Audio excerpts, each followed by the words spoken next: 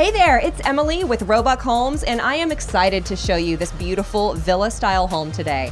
Welcome to the Live Oak.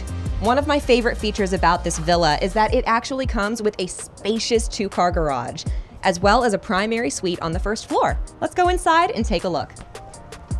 As you walk in the front door, you are met with this beautiful and open entryway area, as well as these side stairs that lead you up to the second floor that is personalizable. Anywhere from additional bedrooms to an open loft area and full bathrooms, the second floor can be personalized to meet your needs.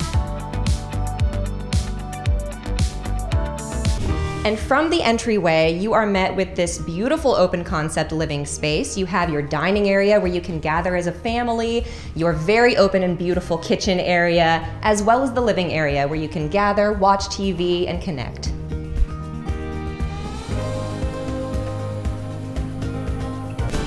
In my opinion, a kitchen should be a place where you can fully function as a family unit, and that's exactly what this kitchen will provide for you. You have a massive island where you can enjoy breakfast, your morning coffee, your children can maybe do their homework, and you have access to everything that you need, your sink, your oven, your refrigerator, as well as a sizable pantry.